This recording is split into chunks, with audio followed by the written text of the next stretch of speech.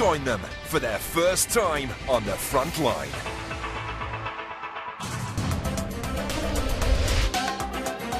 West Midlands Ambulance Service employs 2,300 frontline staff. Julie Plant is one of the newest additions to that team. So far, she's treated a patient struggling to breathe and come to the aid of a seriously ill pensioner. 2, 3. Her early shifts have all been hectic. Her latest will be no different.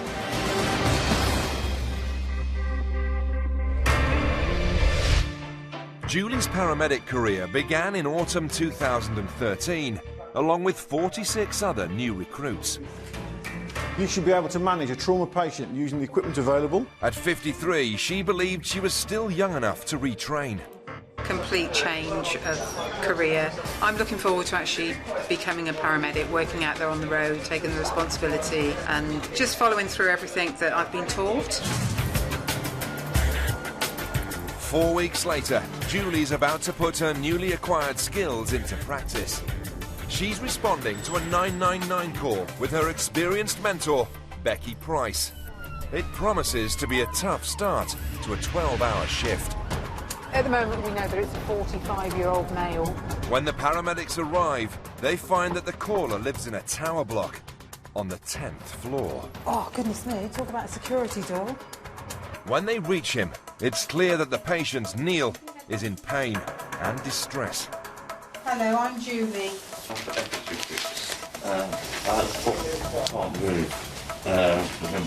Can I just ask you when you had your fall?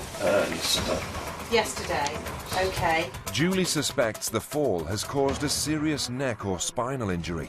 Every day in Britain, 3 people are paralysed in this way. Put my hands down the back. Is that painful? Yeah. Yeah. Okay, I think we need to get a collar, okay? The paramedics need to immobilise Neil's neck. We're going to put a collar onto you. It's certainly not going to be that comfortable, but it's something we need to do. Oh, okay, Neil. Okay, Neil. Okay. But putting the protection in place is only their first challenge. Are you okay to rest down then? Next, they must get him to hospital, and that means moving him down 10 floors without endangering his neck or spine. Just checking really what kind of angle we might need to get our patient at to remove him safely. They need the help of a specialist unit.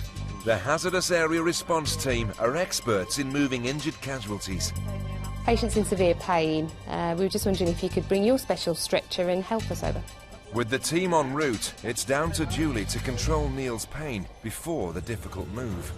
But there's a problem. She can't find a vein to administer intravenous pain relief. You've got very difficult veins, okay, for whatever reason. You're certainly a challenge. She needs to deliver the pain relief fast. A patient writhing in agony could injure himself further. No, I'm really struggling on here.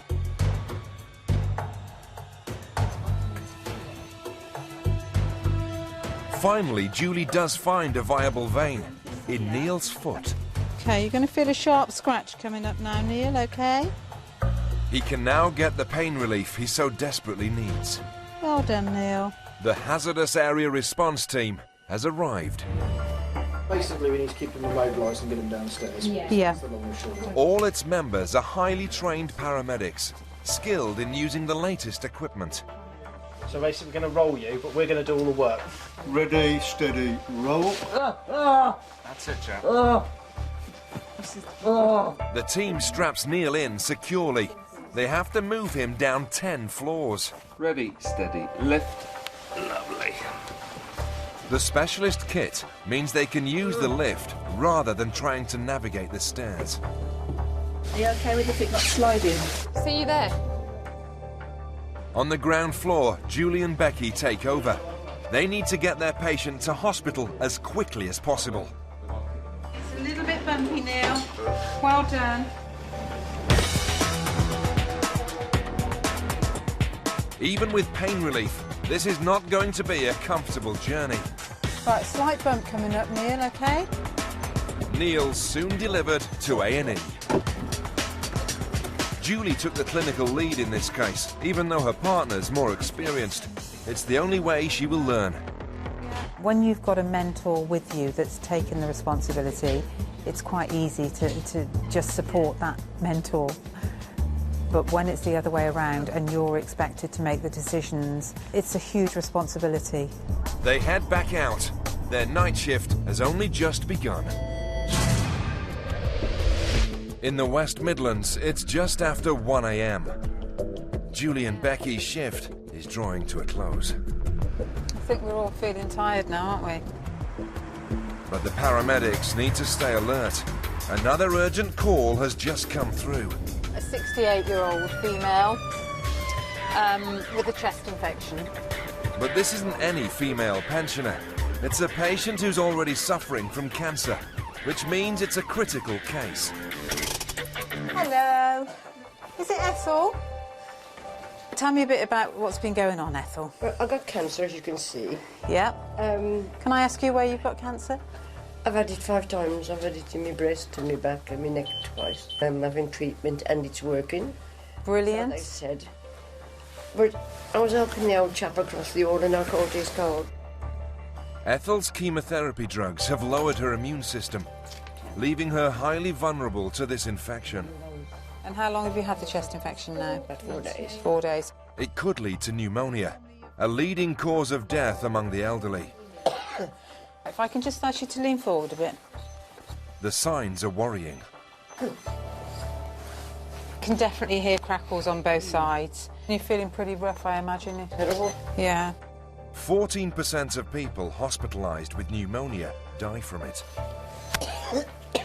I want you to stay comfortable, OK, because I can see you struggling a little bit. Ethel urgently needs specialist treatment. Just a couple of bumps, OK? Within minutes, they reach the nearest A&E. How was that journey, Ethel? All right? Lovely driver. We aim to please. Thanks to Julie and Becky's swift actions, Ethel will soon get the care she needs. Julie's pleased with how their final call went. We actually got her into a bed, handed her over, and it was a nice close to the day.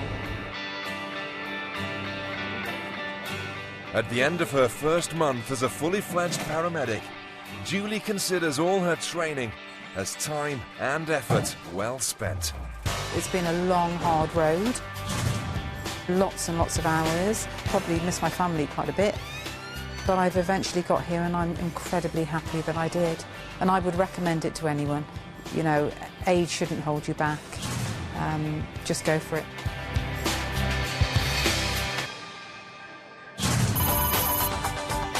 Julie's patient Neil received extensive treatment in hospital and is now on the road to recovery.